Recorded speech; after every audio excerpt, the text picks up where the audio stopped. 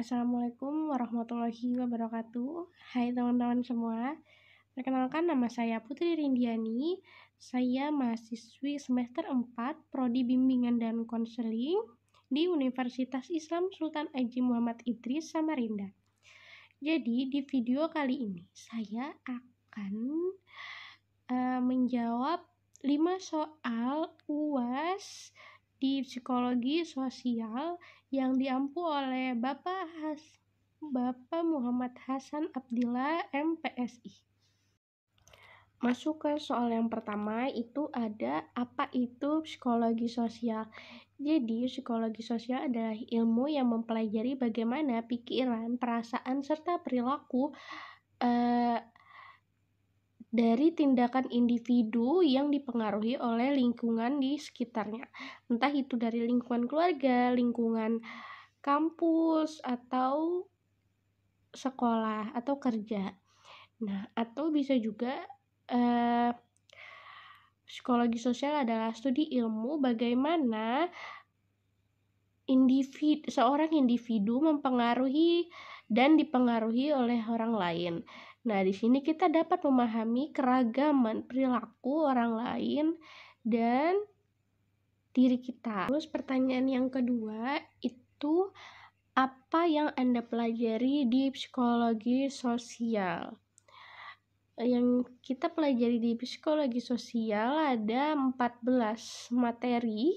Yang materi pertama itu pengantar psikologi sosial, yang kedua itu kognisi sosial, yang ketiga itu ada atribusi, yang keempat itu ada identitas diri, yang kelima itu ada sikap, lalu ada persuasi dan pengaruh sosial, terus ada grup, ada kepemimpinan, terus ada prasangka, terus ada perilaku antar kelompok, terus ada agresi, terus ada perilaku prososial, dan yang terakhir itu ketertarikan. Soal ketiga yaitu ada materi apa ya di psikologi sosial yang Anda sukai beserta alasannya.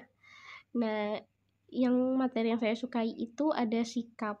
Itu materi ke-5 kalau nggak salah. Di sikap, kenapa?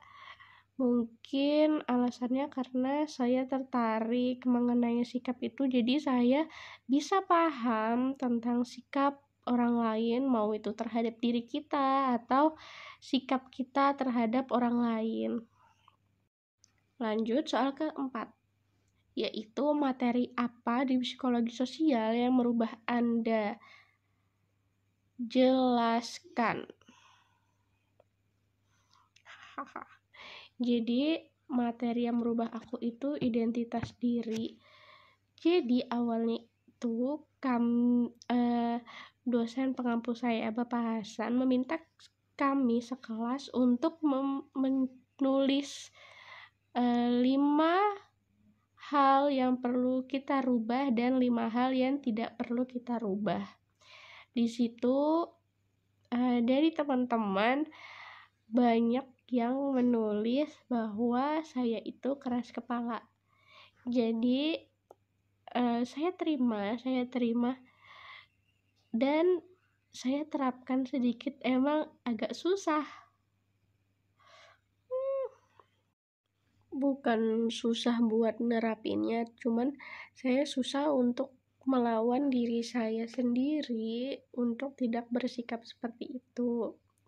Karena keras kepala itu gimana ya, sikap dari identitas diri saya dari lahir. Jadi kalau untuk dirubah mungkin agak sulit. Itu termasuk hal yang agak sulit menurut saya. Terus itu kan tadi sudah keras kepala. Terus ada 2, itu saya egois atau kurang mendengarkan komentar dari orang lain. Nah, ini saya udah rubah sekarang, alhamdulillah. Terus karena udah dirubah, saya jadi sering mendengarkan orang lain, pendapat orang lain. Jadi itu juga sebenarnya kurang mendengarkan orang lain itu juga mungkin pas saya jadi ketua dari Infokom, saya juga jarang mendengarkan anggota saya. Jadi mungkin itu evaluasi untuk diri saya sendiri. Terus saya mungkin harus banyak belajar untuk memahami orang lain, serta mungkin saya juga harus mengerti pendapat orang lain dan harus mendengarkan. Jadi saya tidak semerta-merta maunya pendapat saya doang yang didengarin, tapi harus pendapat dari orang lain juga. Jadi orang tidak enggan untuk menyampaikan pendapatnya. Mungkin segitu. Soal yang terakhir yaitu bagaimana penerapan psikologi sosial dalam kehidupan saya saat ini. Jawabannya, dalam kehidupan sehari-hari banyak situasi di mana saya menerapkan konsep-konsep dari psikologi sosial itu, terutama dalam konteks persuasi mungkin ya. Yang pertama itu komunikasi dan interaksi sosial, yaitu misalnya saya menggunakan pendapat atau ide saya dengan cara meyakinkan mereka, seperti misalnya PPT pamflet ini sepertinya kurang hiasan. Nah, bagaimana kalau menggunakan hiasan tambahan misalnya, atau menggunakan anak panah atau bunga.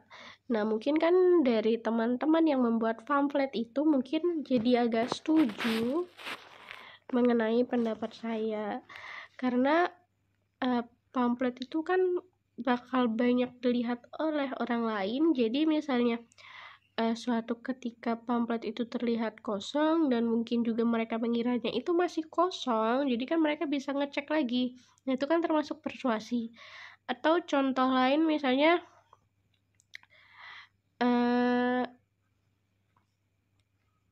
yang tadi tentang identitas diri. Nah, itu misalnya saya tidak mau mendengarkan orang lain. Nah, jadi di situ pas masuk pamflet, terus saya, menurut kalian gimana? Nah, itu kan termasuk kita mengungkapkan ide-ide mereka. Jadi kan di situ jadi saya tidak menerapkan cuman persuasi saja, tetapi ada tentang identitas diri, mengenai identitas dirinya itu mengenai tentang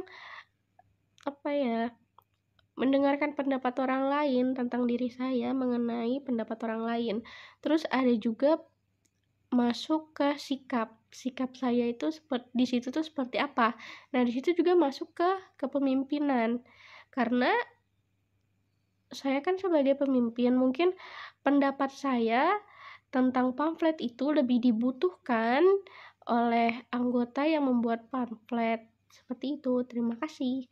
Mungkin segitu saja video dari saya. Assalamualaikum warahmatullahi wabarakatuh. See you.